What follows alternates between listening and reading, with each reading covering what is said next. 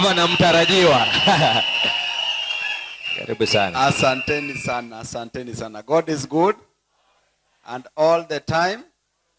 Andu maito mwaseo. Mwaseo ingi.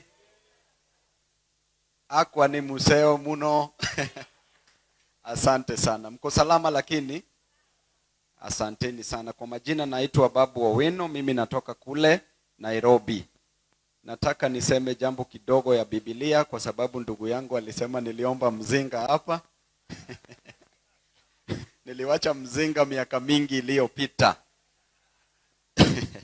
Huko 2020. Kuna jambo moja ningependa niambie watu wa Yatta. Ya kwamba we have a living God.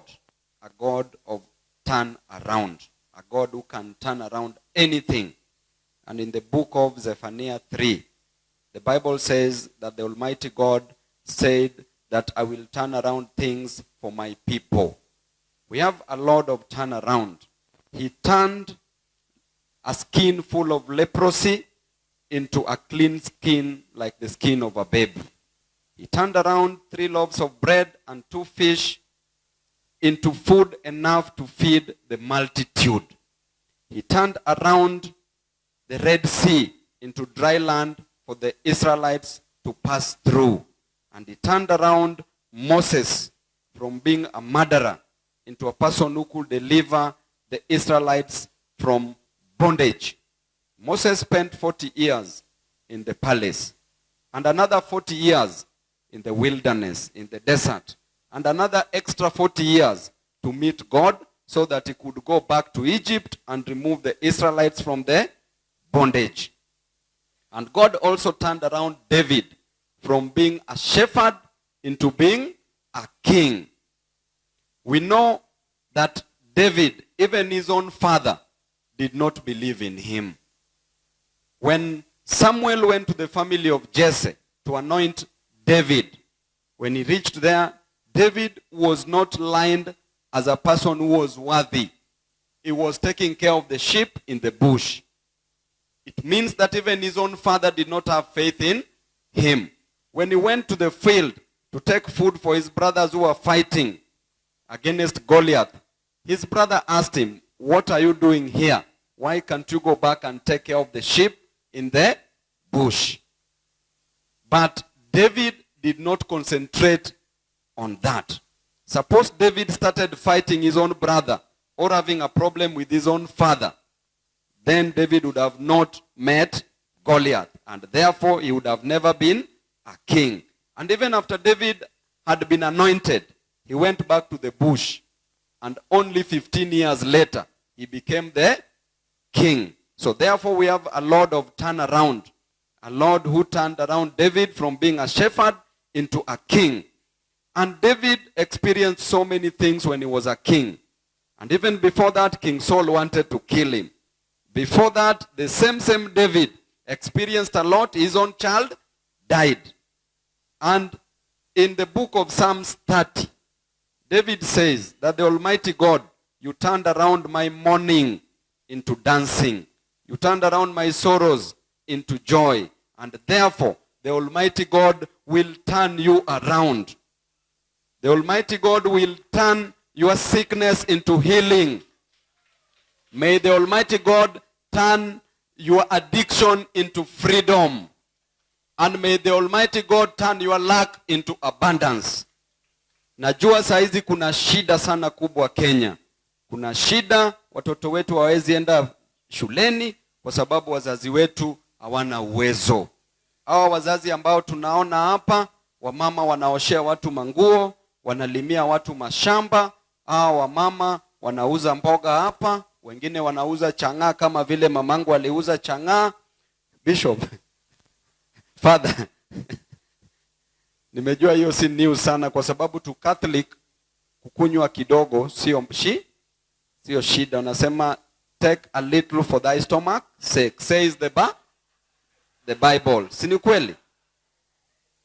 Najua mababa wetu hapa ambao wako hapa wanaenda kwenye mjengo. Unaamka asubuhi uko kwenye mjengo. Saa zingine upati hata kitu ya kupeleka nyumbani. Vijana wetu wako kwenye boda boda. kazi haipo. Lakini unafanya hivyo hilo siku moja uweze kuelimisha mtoto wako, ili huyo mtoto akutoe kwenye mashambani hapo, ili huyo mtoto akutoe kwenye umaskini.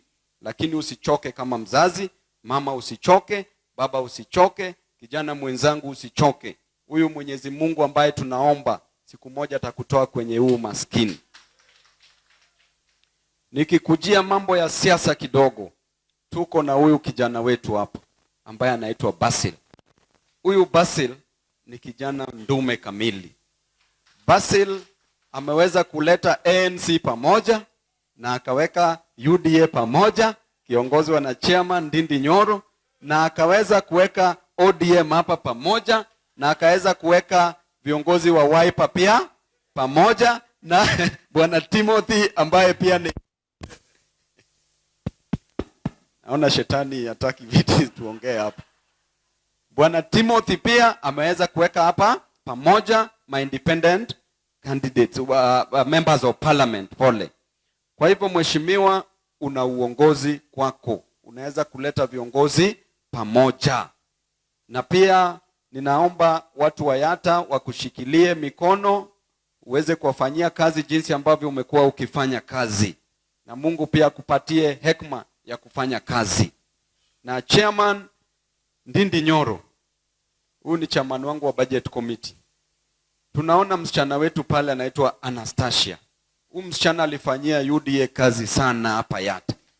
Huyu msichana hakukumbukwa. Chairman, huyu msichana usimwache, apewe kitu. Kama ni waziri, ame overqualify kukuwa waziri. Naona mmechagua waziri bure sana wengine pale. Huyu msichana mngepatia waziri, si hii barabara ingeshaisha jamani? Kwa hivyo mkumbuke huyu msichana pia, asikuwe amewachwa kando. Alafu nikiongea mambo ya hii finance bill ambayo inakuja, kuna shida. Na shida ni ya kwamba serikali kuu wakiongeza hii mambo ya ushuru itaumiza wananchi sana. Tukiona kuku tunaweka ushuru, akitaga mayai ushuru, ukipanda avocado hapa ushuru, ukiona mboga kule ushuru. Jamani, Mheshimiwa Ndindi Nyoro, ongelesha rafiki yako Ruto, huyu ni mtu wako sana. Hii mambo ya ushuru itaumiza hawa wazazi, itaumiza hawa vijana, itaumiza hawa wamama. Hii raundi hii ushuru ikiongezwa, gharama ya maisha iko juu zaidi na inawaumiza zaidi. La mwisho, huyu Mheshimiwa Ndindi ni mheshimiwa ambaye mimi namheshimu sana. Mimi ukama out in public na nasema the only UDA member of parliament ama leader yenye mimi naheshimu ni Mheshimiwa Ndindi Nyoro. Kwa nini? Kwa sababu yeye sio mkabila. Na hapa nchini Kenya huwezi faulu kama wewe ni mkabila. Shida ya Mkamba ndiyo shida ya Mjaluo, ndiyo shida ya Mkikuyu, ndiyo shida ya Mkalenjin, ndiyo shida ya Mkenya yeyote. Kama kuna njaa ambaye inauma Mkikuyu, hiyo njaa inauma Mkalenjin, na hiyo njaa inauma Mkamba ambaye ako hapa, na hiyo njaa inauma Mgiriama ambaye ako kule Pwani. Kama kuna shida ya school fee, hiyo school fee ambaye inasumbua mtu wa Garissa ndiyo inasumbua mtu wa Yatta hapa. Mheshimiwa Ndindi, unaunganisha wa viongozi, na hiyo unafanya kazi mzuri sana, na uendelee. Na kule Kiharu pia naona kazi unafanya. Kwa hivyo unafanya kazi home and away, ako sawa kabisa. Na pia venye ako katika budget committee, nimepita kwenye hii barabara, nimejua atawatendea mambo ili hii barabara iwekwe lami. Nataka niwachie hapo. Mwenyezi Mungu awabariki sana. La mwisho kabisa kabla sijasahau, tumezoea kupigwa sana na wazee sisi viongozi vijana. Biblia inasema ya kwamba do not be despised because of your youth age.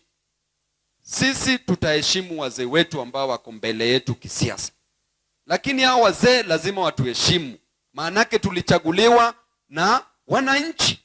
Hao wananchi walipokuwa kituchagua hawakuona ati sisi ni watoto. Mtu ambaye ako na watoto 3 na ana plan kuongeza 5, huyo ni mtoto jamani? Ukiangalia kule Central Ndindi amewekewa moto. Ukienda kule Nyanza, babu amewekewa moto. Mnataka tufanye nini? Sisi tutawaheshimu kama wale ambao wako mbele yetu, lakini msipotuheshimu kama viongozi, hatutawaheshimu. Mkituletea amani, tutawaletea amani. Mkituletea vita, tutaomba Mwenyezi Mungu awaadhibu. Si hiyo ni sawa? Asanteni sana, Mungu awabariki. Wapi makofi jameni ya babu.